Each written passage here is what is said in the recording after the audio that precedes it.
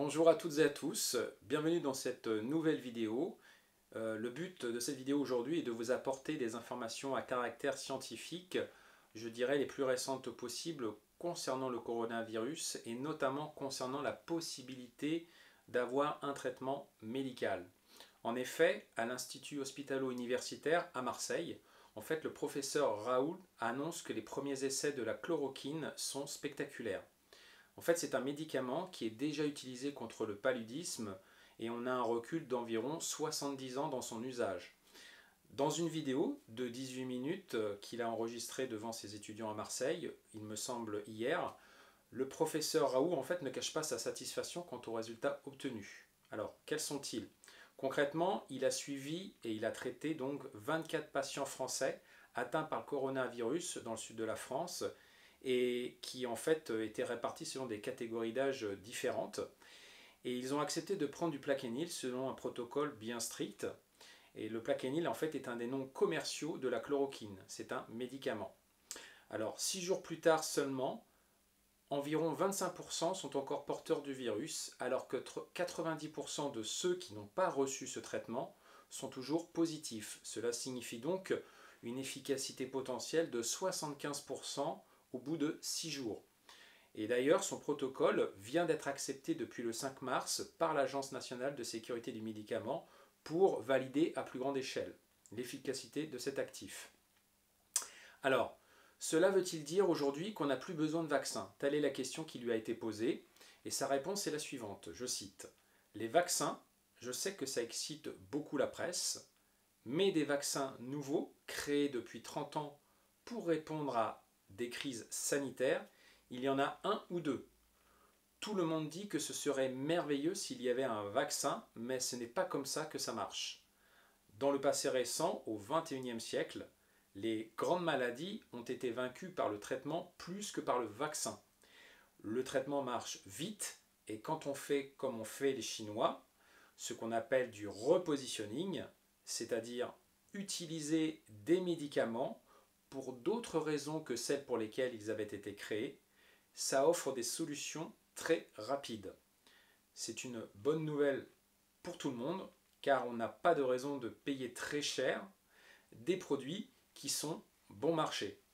Donc vous voyez l'intérêt que ça peut représenter pour tout le monde, et notamment l'État en termes d'économie à grande échelle.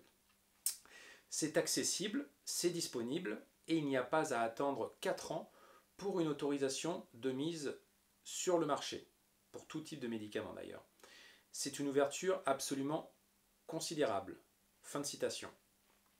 Alors, pourquoi c'est un médicament qui est peu onéreux?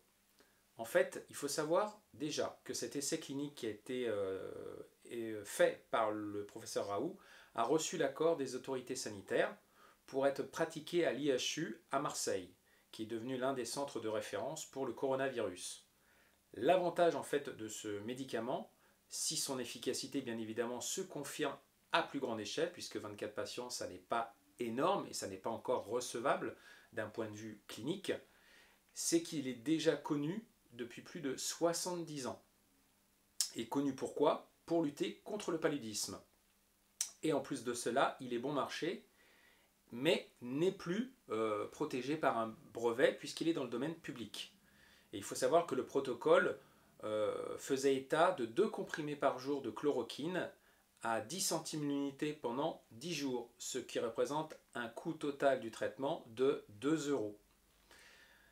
Les réactions à la vidéo en ligne le mardi 25 février, qui a été mis donc en ligne par l'IHU de Marseille et intitulé à l'origine Coronavirus fin de partie, point d'exclamation, annonçant qu'un traitement a été trouvé et démontré comme efficace contre le Covid-19, n'ont été finalement que faiblement relayés par les médias, voire ont suscité de la suspicion de la part d'autres médecins interrogés, ainsi que de responsables d'État. Et pourtant, Didier Raoult, c'est un chercheur biologiste et un professeur de microbiologie qui est aujourd'hui considéré comme un des premiers experts mondiaux quant aux maladies infectieuses. Vous trouverez d'ailleurs en dessous cette vidéo les références de ses études, de ce qu'il a publié en annexe. Il a monté en 1983 en fait son propre laboratoire, que l'on appelle l'unité des Rickettsis, qui est spécialisé dans la culture des bactéries intracellulaires, laboratoire qui comprend maintenant plus de 400 personnes. Et en fait, après l'enthousiasme affiché par ce professeur, qui existe tout de même depuis plus de 30 ans, on aurait pu s'attendre à une déferlante en fait, de titres annonçant la nouvelle, ou à tout le moins que ce traitement soit finalement évoqué lors des points infos des journaux. Mais ça n'est pas ce qui s'est passé. C'est quasiment devenu un silence radio depuis maintenant une bonne quinzaine de jours environ. Quand vous regardez toutes les vidéos, c'était plutôt vers le 24-25 et après, tout a disparu. Et d'ailleurs, l'opposition à ce possible traitement a manu militari utilisé les effets secondaires du traitement à la chloroquine à travers les médias, atteinte rétinienne pouvant conduire à la cécité dans certains cas et intoxication aiguë bien documentée susceptible de déclencher des problèmes cardiaques ou respiratoires à forte dose. Alors justement, il faut préciser que ces risques peuvent exister, bien évidemment, mais sur une prise de long terme. On parle de plusieurs années de suite en continu de prise de cette molécule et surtout à de plus fortes doses. Alors, le professeur Raoult, lui, dit avoir traité déjà plus de 4000 personnes dans différentes configurations, hein, pas spécifiquement par rapport au corona, et n'avoir jamais rencontré de tels effets secondaires. Et les premiers en fait, résultats encourageants qui parlent d'une prise sur 10 jours à plus faible dose, justement, c'est aussi en Chine que cela a été fait et il n'y a pas de traces de toxicité qui sont apparues lors de ces études, certes de courte durée. Alors, pourquoi mettre en doute finalement son expérience de terrain? Là, tout est la question. Alors, si ce médicament il était si peu efficace et si dangereux à l'usage, pourquoi, justement, le Royaume-Uni a-t-il bloqué depuis le 26 février dernier l'exportation de la chloroquine hors de ses frontières, si ce n'est finalement pour prévenir une éventuelle pénurie?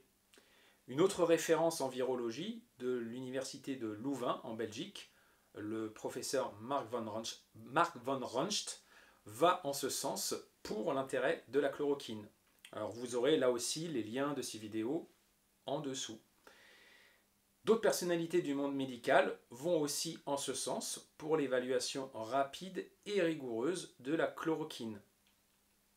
Et petite pépite que je viens juste d'apprendre aujourd'hui dans un article publié par Libération, cette molécule, la chloroquine, est en cours d'essai de traitement sur plus de 50 patients contaminés par le coronavirus à Paris depuis vendredi à l'hôpital de la Pitié-Salpêtrière.